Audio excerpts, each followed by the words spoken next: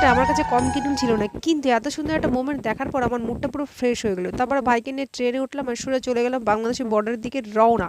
তো দেখতে পাচ্ছি এটা বাংলাদেশ বর্ডার, তো আজকে ভাইকে আমি দিতে যাচ্ছি বাংলাদেশ, সেই জন্য আমি যাচ্ছি। এর আগে আমি যখন বাংলাদেশে যাবো ভেবেছিলাম তখন আমি একবার ভেবেছিলাম, আর এই যে অনেকদিন পর আসলাম। তো দেখতে পাচ্ছি এটা একটা পুরো বাংলাদেশ বর্ডার, ওটা হচ্ছে বর্ডারের ক্রাইটেরিয়া, মানে নতুন নিউ ক্রাইটেরিয়া, যেহেতু রাস্তার পরে সব লোকজন দাঁড়িয়ে দাঁড়িয়ে আর কি বাংলাদেশ পাস হয়, লোকজনের যাতায়াতে অসুবিধা হয়, এখান থেকে অনেকটা আটকা জড়োয়া, তাই জন্য এখানে ব্যাপারটাকে একটু ঘুরিয়ে দেওয়া হচ্ছে সাইডটা। সকালবেলা ওঠা আমার কাছে চারটেখানি ব্যাপার ছিল না। যাই হোক, এই সব পরিবেশ সুন্দর লোকজন দেখে আর দেখলাম যে আমি যখন ঘুম দিয়ে উঠি তখন পৃথিবীর অর্ধেক লোকের অর্ধেক কাজ হয়ে যায়, আর আমি তখন ঘুম থেকে না উঠে ব্যান ব্যান করি, বিছনায় বসে বসে ফোন ঘাঁটি।